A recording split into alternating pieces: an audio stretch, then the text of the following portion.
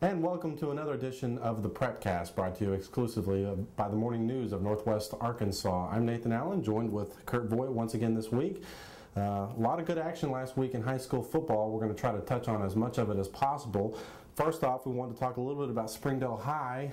Springdale High coming off a big win against Alma last week, Kurt, 41-0. A little bit surprising, maybe, the way that they won that game. It was an emotional game. You were there with Coach Kevin Johnson making his return, not in an official capacity, but he was on the sidelines. What did you see? What did you see from the team and how they responded? Well, you know, I think a lot of people were surprised to see Coach Johnson on the field before the game. He was out there with the team. He looked good. He looked healthy. There were a lot of question marks on whether or not he'd be there. Of course, he'd been there throughout the week during practices. He's been working half days the last week, and he spent some time with the coaching staff studying film and such. But he was on the sideline the entire game. I think the really cool thing was the student section the whole game. They held up signs that said, "This one's for you, Coach Johnson," and even the pregame run-through that the entire team runs through before the game even said, "This one is for you, Coach Johnson." So a very emotional game for the Bulldogs on Friday night, and they obviously showed it by beating Alma 41-0. That's an Alma team that gave Springdale Harbor all kinds of fits the week before. Yeah, that was the first shutout for Springdale High since they actually shut out Alma 33-0 in 2007. So, you know, emotional win. We'll see if they can carry that over this week when they play Springdale Harbor. The other game we wanted to touch on was Shiloh playing Greenwood. I know we talked about this game last week here on the Prepcast. We both thought that Shiloh was going to win the game. They didn't. And I think at this point, any talk of national rankings for the Saints is done. I think it was very premature to begin with. And really? Yes, you can't rip on the kids. The kids it's a very talented Class 4A team in the state of Arkansas, but they're a Class 4A team. Yeah. You know, Greenwood had a lot to prove because Greenwood a year ago got physically manhandled by Shiloh Christian, and it didn't sit well with them. And, you know, as good as Shiloh Christian is, to battle a top schedule week in and week out, I just don't think it's something they could do in this state. You know, I mean, maybe next year when a lot of these kids are seniors, they will be even better. But I think what really has alienated some people are not the kids, because the kids are a phenomenally talented a group of players. But, you know, there are a lot of people out there who have been rubbed the wrong way with Shiloh pumping this national ranking down their throat. That's true. And so there's been a lot of people excited by Greenwood coming out with that win this week. I know both of us are voters in the AP high school football poll. You had them ranked as high as what? I had Shiloh at 3 before this game. In the top 10. I had them as high as, I think I put them as high as 3 as well. 3 or 4, I can't remember. I've kept them at number 1 in Class 4A, and that's where they belong. I don't think there's any doubt that that's where they're going to stay all season. But they're out of the top 10 this week. Yeah, I think we both put them out of the top 10. Very interesting to see what one game can do for the Saints. Of course, the Saints lose that game 54-51 in Greenwood. There's just a bigger burden of proof when you're a small school team. You can't lose if you want to stay up there. Moving on to this week's games, we're going to stay with Shiloh Christian. Of course, they host Berryville this week, and this is an interesting game just because of everything that happened from last year's game between Shiloh and Berryville, and everything that happened in the off season. You know, involved with the AAA, big votes. You know, everybody knows the story, what happened between these two teams. I mean, where do we even begin? The outcome is not in doubt. You know, Berryville's improved this season. They have no chance against Shiloh Christian. That said, it's not about having a chance on the game. That's not why people are going to watch this game. They're going to watch this game very closely because Shiloh coach Josh Voigt was admonished last season by the AAA, by several people for how the Saints handled this lopsided win over Berryville. Obviously, we know about the votes to want to try and oust the private schools specifically because of this game. It'll be interesting to see in the second half how Floyd and how the Saints coaching staff handles this game.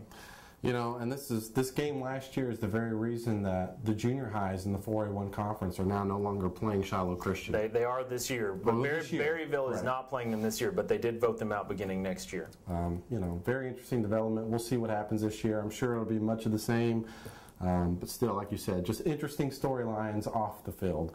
Moving on, Huntsville's playing Prairie Grove this week. An interesting 0-3 for your Grovers, Kurt. And I believe I said last week on this very Prepcast that they were going to get killed by West Fork, and that's exactly what happened. Your Grovers only scored 16 points. Prairie Grove has made the playoffs in 13 straight years, and they enter 4A1 conference play now 0-3. I don't know at this point. Huntsville's a team on the rise. It's looking very, very questionable whether or not that gets to 14 or not. Prairie Grove has talent, but like I said, Huntsville is a team that a lot of people picked before the season to really make an impact and make a push into the upper echelon of the 4A playoffs, right, at least from that conference. So, this is uncharted territory for Coach Danny Absher at Prairie Grove. Yeah. It's going to be very interesting this week to see if they can rebound. Huntsville had a big game last week. They won, I think it was 36-6, something like that, against Elkins. Philip Hoskins, their quarterback, had a big game. Just an overall good Huntsville team this year. I think it's better than they have been in the past.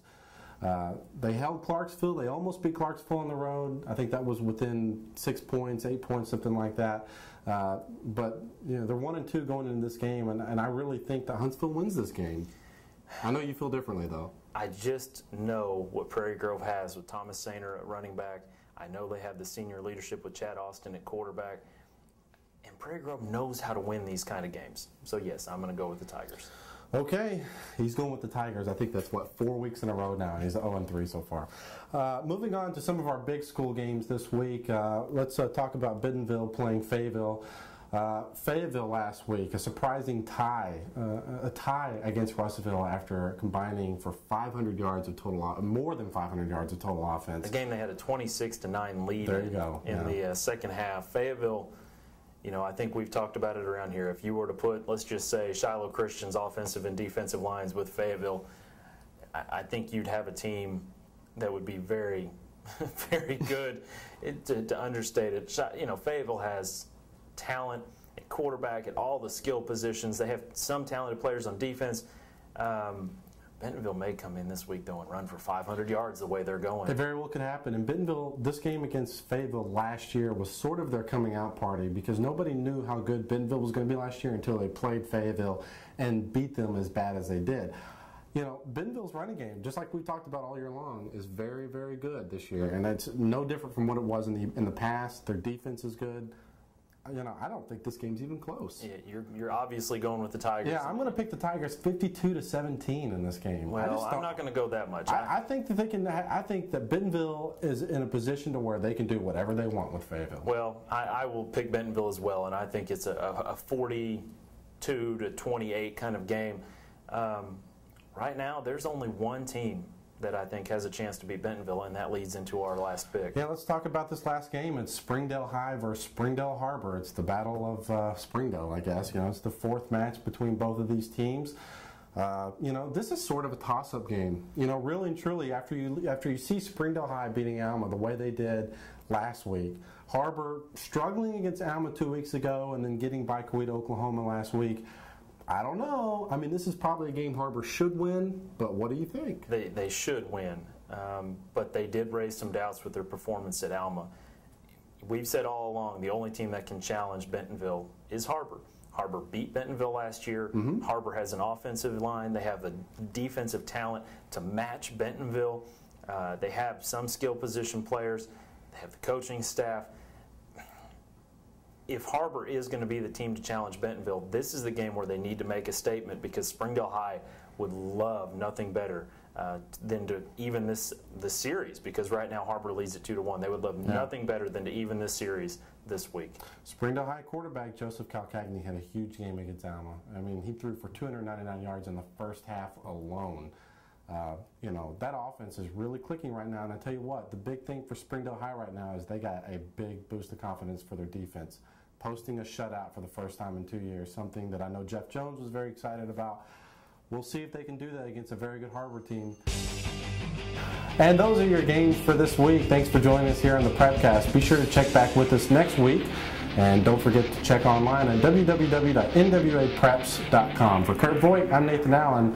Thanks for watching here on the Morning News of Northwest Arkansas.